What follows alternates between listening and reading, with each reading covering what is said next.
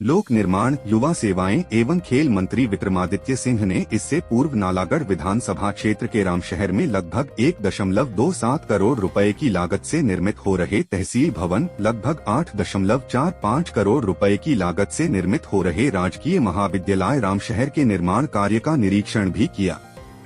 विक्रमादित्य सिंह ने किरपालपुर में लगभग 60 लाख रुपए से निर्मित किए जा रहे इंडोर स्टेडियम का निरीक्षण किया।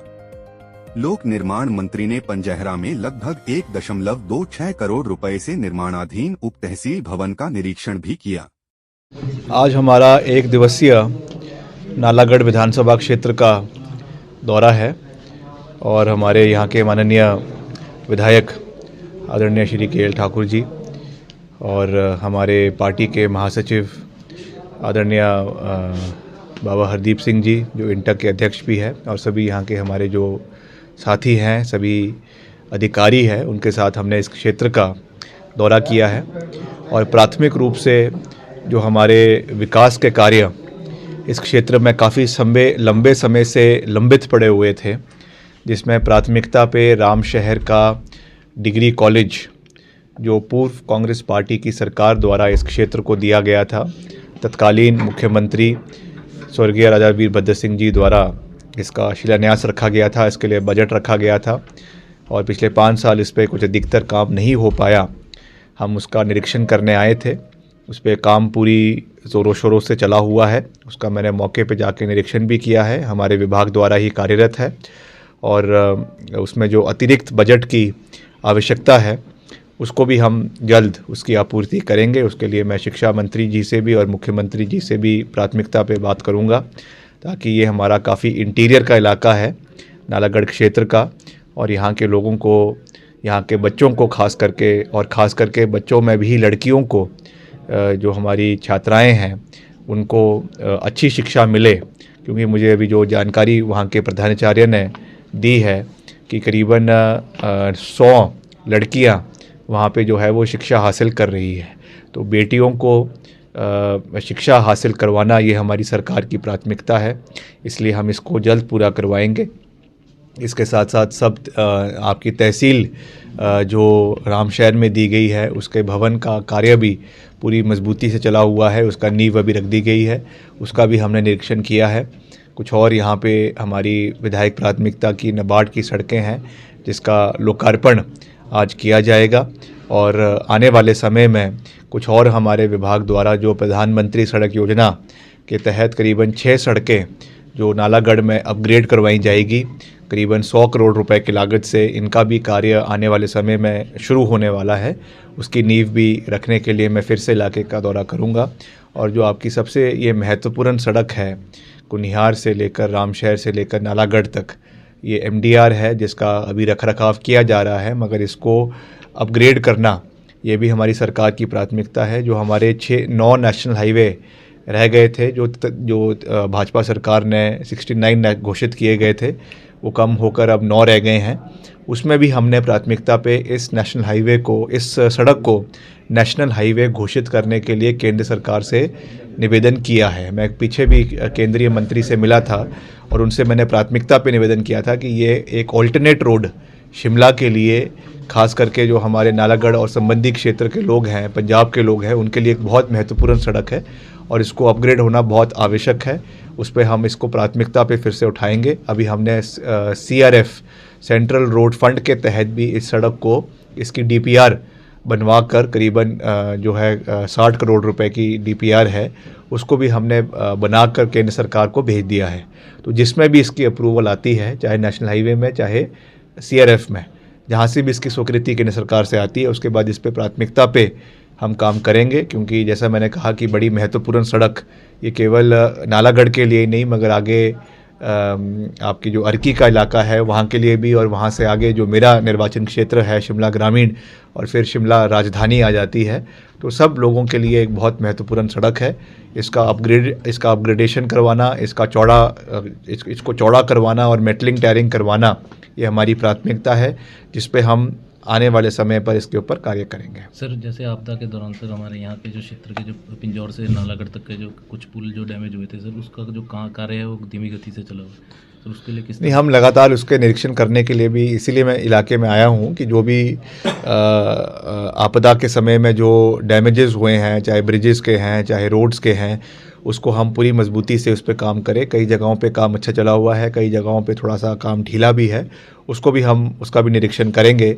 और जहाँ जहाँ भी लगेगा कि कुछ और उसमें गति देने की आवश्यकता है, निर्देश देने की आवश्यकता है, तो निश्चित तौर से मैं अपने विभाग के सभी अधिकारियों को इसके बारे में हम सूचित भी करेंगे और समय के अंदर वो कार्य पूरा हो, इसके लिए हम पूरा प्रयास करेंगे। सर जैसे सर हमारे बरोटीवाला में एक हेली टैक्सी का वो किया गया था, शुरुआत की गई थी, और साथ में सर रेलवे और 4 लेन इनका सभी का काम जो है धीमी गति से चला हुआ है।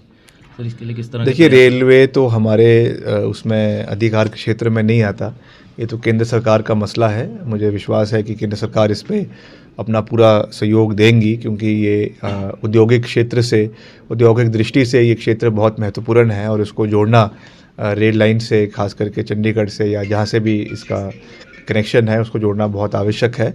उसके साथ साथ जो NHAI का मसला है, उस पर भी हम लगातार, हालांकि इसको केंद्र सरकार कर रही है, मगर फिर भी मैं जो इनके अधिकारी है उनके साथ लगातार हम बैठक करते हैं। जो आपका नालागढ़, आपका बद्दी स्वारघाट जो NH है, उसका 4 लेनिंग का काम एक पूरी मजबूती से चला हुआ है, उसका भी हम निरीक्षण समय समय पर करते हैं, क्या उस पर कमी पेशी है, उसको भी हम प्राथमिकता पे देख रहे हैं।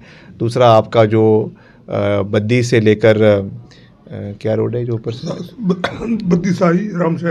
बद्दी साई राम शहर, ये भी एक बहुत ही महत्वपूर्ण सड़क है, जो हमारे ही विभाग का जो कॉरपोरेशन है HPRIDC, उसके माध्यम से वर्ल्ड बैंक फंडेड ये सड़क का काम चला हुआ है। अब लगातार 99% काम इसका जो है वो पूरा हो चुका है और बहुत जल्द ये भी आधिकारिक रूप से जनता को जो है वो समर्पित हो जाएगी। सर, एक तरफ तो सरकार निवेश की बात कर रही है सर, लेकिन उद्योगपति जो है उनको मूलभूत सुविधाएं नहीं मिल रही है, इसलिए यहाँ से पलायन कर रहे हैं, इस पर क्या कहेंगे सर?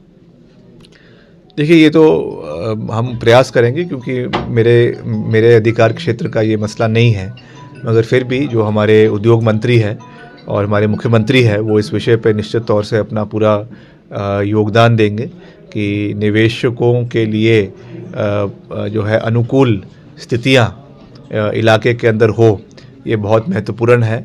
चाहे वो स्पेशल इकोनॉमिक जोन बनाने की बात है, चाहे उनके लिए सारी फैसिलिटीज़ देने की बात है, चाहे उनके टैक्सेशन में उनको रिलीफ देने की बात है, इंसेंटिव्स देने की बात है। इस विषय पर जो हमारा संबंधित विभाग है और संबंधित मंत्री है, वो निश्चित तौर से इस विषय को देखेंगे, गंभीरता से लेंगे, क्योंकि उद्योग आएगा, उद्योग बढ़ेगा, तभी स्थानीय युवाओं को उसमें रोज़गार के साधन मिलेंगे। इसलिए उनको यहाँ पर सारी सुविधाएं देना ये सरकार की प्राथमिकता है, मगर सारे नियम, सारे मापदंड उसमें तय हो और उसका कोई उल्लंघन ना हो, इसका भी हमें ध्यान रखने की आवश्यकता है। तो मुझे विश्वास है कि इस विषय में मुख्यमंत्री जी और उद्योग मंत्री और सभी जो अधिकारीगण हैं, वो इसमें अपना पूरा योगदान जो है वो इलाके के विकास के लिए देंगे। सर देखिए, ये तो अधिकार क्षेत्र जो है ये मुख्यमंत्री जी का अधिकार क्षेत्र है, तो कई जगहों पे नियुक्तियां हुई भी है और मुझे विश्वास है कि अभी काफ़ी समय बाद मंत्रिमंडल का विस्तार भी हुआ है। 2 नए मंत्री सरकार को मिले हैं, राजेश धर्मानी जी बिलासपुर से और यादवेंद्र गोमा कांगड़ा से। तो मुझे विश्वास है कि उसी चरण में हमारे कार्यकर्ता, जो हमारी पार्टी की रीढ़ की हड्डी है, उनको भी चरणबद्ध तरीके से उनकी नियुक्तियां भी अलग अलग बोर्ड कॉरपोरेशंस में चुनावों के पहले या चुनावों के बाद वो करवाई जाएगी, जिस पे मुख्यमंत्री जी जो है वो अंतिम निर्णय लेंगे। जयराम जी की अपनी कोई गारंटी नहीं है और जयराम जी औरों को गारंटियां देने की बात कर रहे हैं। खुद कहते थे जब मुख्यमंत्री बने थे तो कहते थे मैं 25 साल तक मुख्यमंत्री की कुर्सी पर बैठा रहूँगा। 5 साल बाद हवा निकल गई। तो इस तरीके की बातें नहीं करनी चाहिए। वो बहुत वरिष्ठ नेता है, हम उनका बहुत मान सम्मान करते हैं, मगर गारंटी किसकी है किसकी नहीं है ये कहना बहुत मुश्किल है। मगर जनता की गारंटी है, जनता ने कांग्रेस पार्टी को जिताया है और सरकार 5 साल का कार्यकाल पूरा करेगी। विकास हित और जनहित के कार्य हम पूरी मजबूती से करेंगे और आगे बढ़ते रहेंगे। Thank you. शिमला से कैमरामैन युगमार्ग, TV।